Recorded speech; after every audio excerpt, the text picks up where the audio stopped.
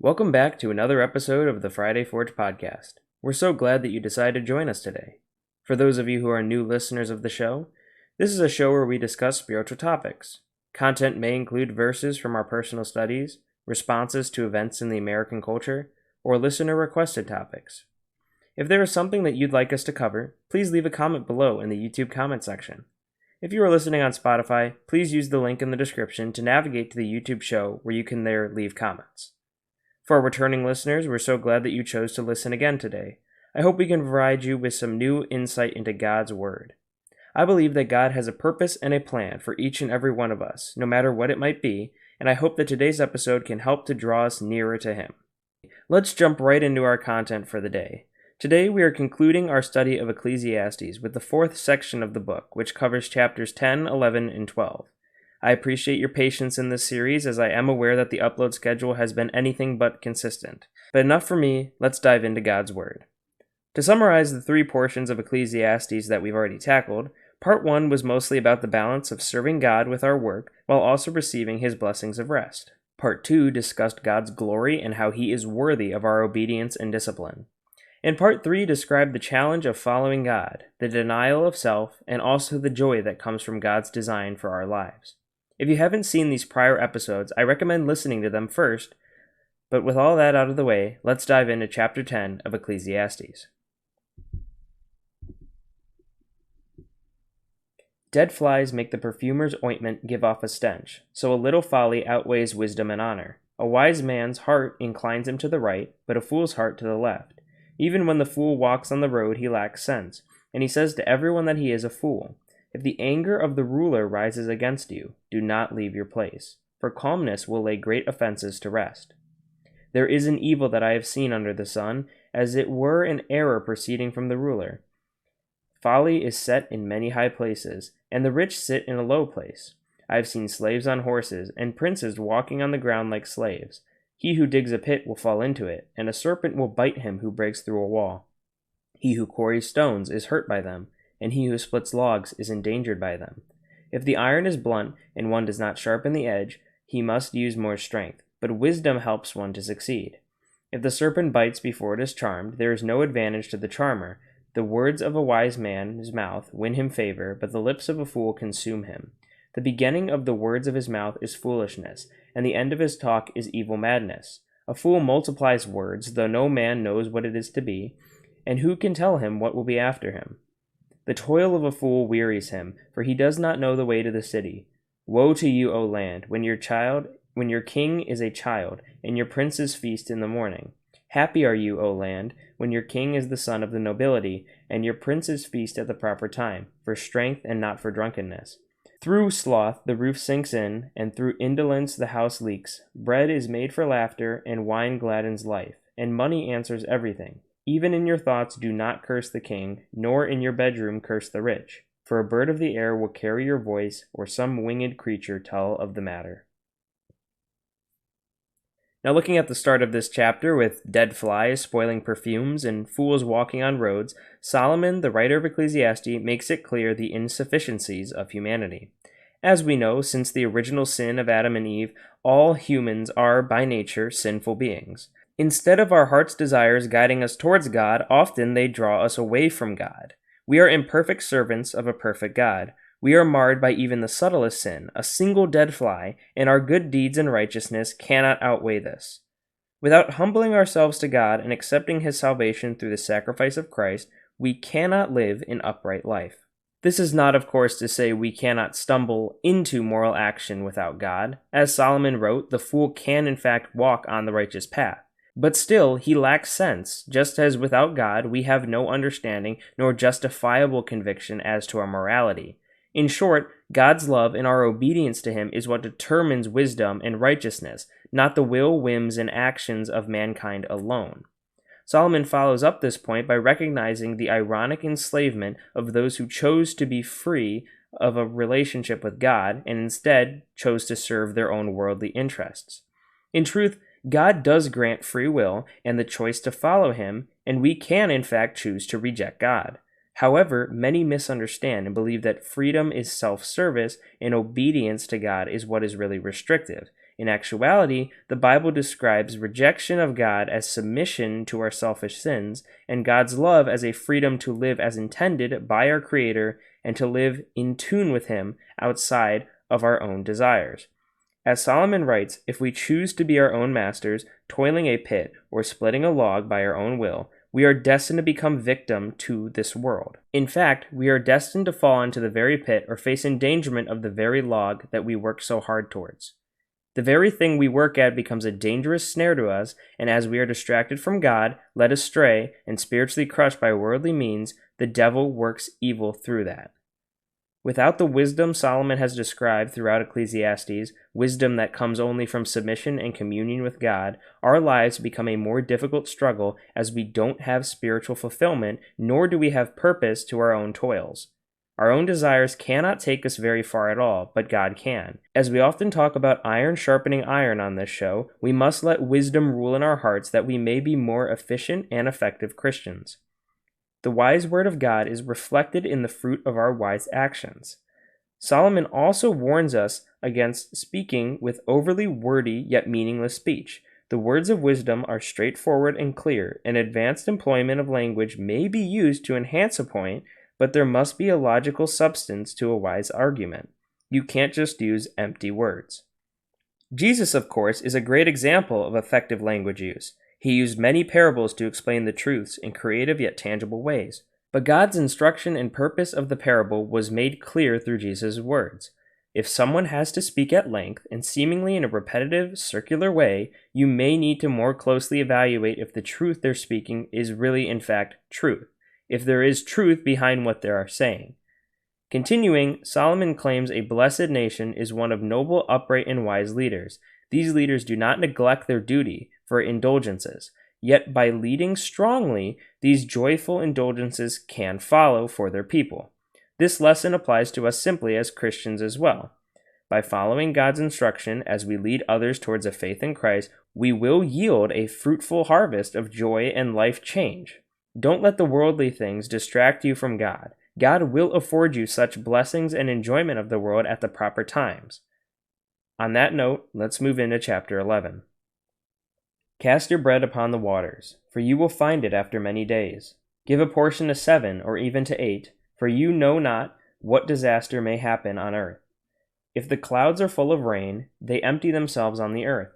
And if a tree falls to the south or the north, in the place where the tree falls, there it will lie. He who observes the wind will not sow. He who regards the clouds will not reap. As you who do not know the way in the Spirit comes to the bones in the womb of a woman with child, so do you not know the work of God who makes everything. In the morning sow your seed, and at evening withhold not your hand, for you do not know which will prosper, this or that, or whether both alike will be good. Light is sweet, and it is pleasant for the eyes to see the sun. So if a person lives many years, let him rejoice in them all, but let him remember that the days of darkness will be many, and that all comes vanity.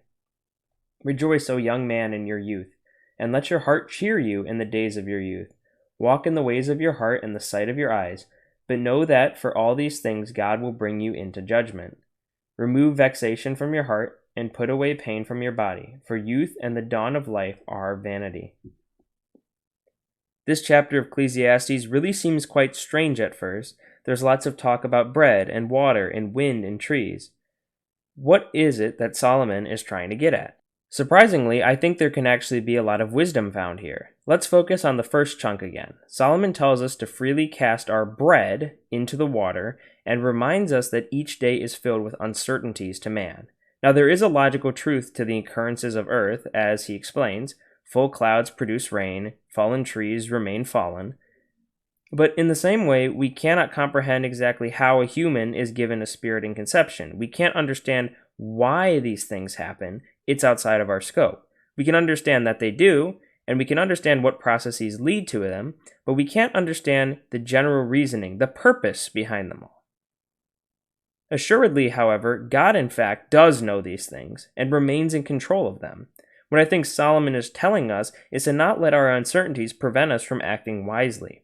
Although we know not what the world does, it is foolish to be discouraged by this because we serve a God who does know what this world does and why. As for bread casting, I believe this is a metaphor for the opportunities we have in life to make good for either ourselves or for others.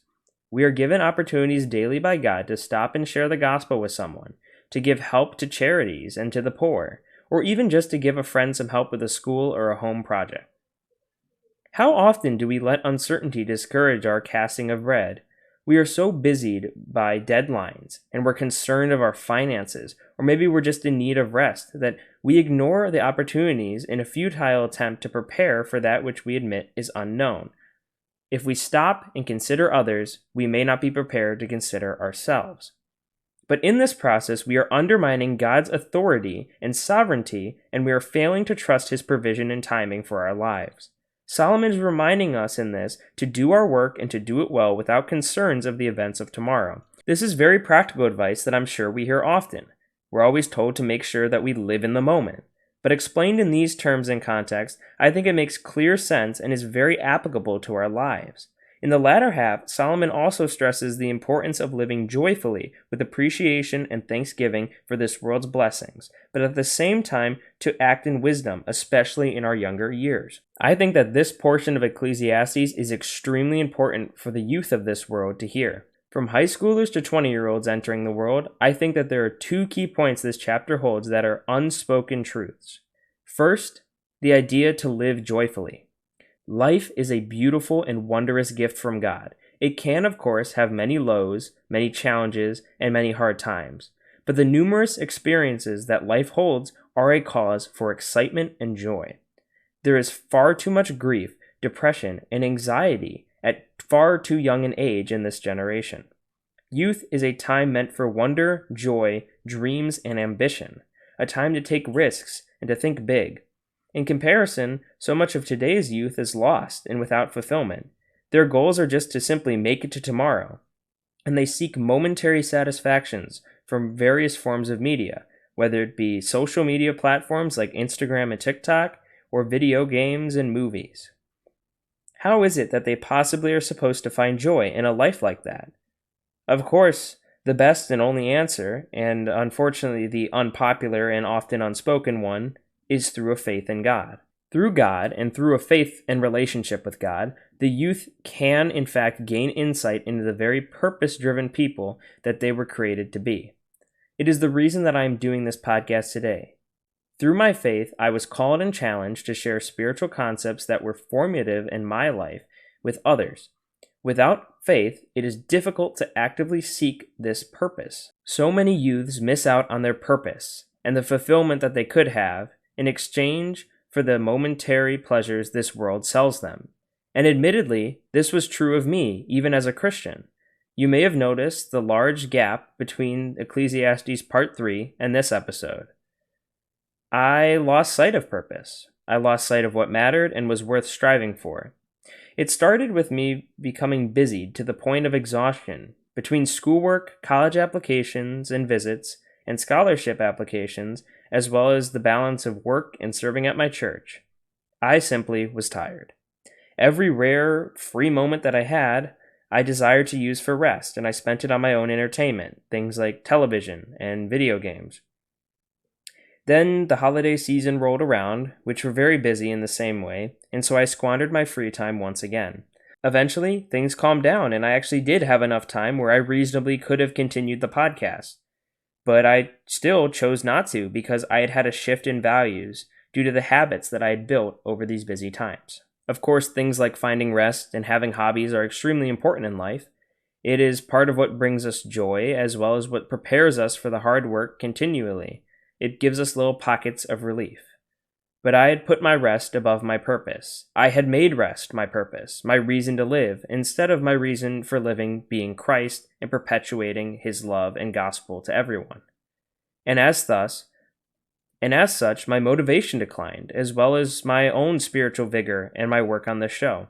I soon came to realize, however, that this negatively impacted me.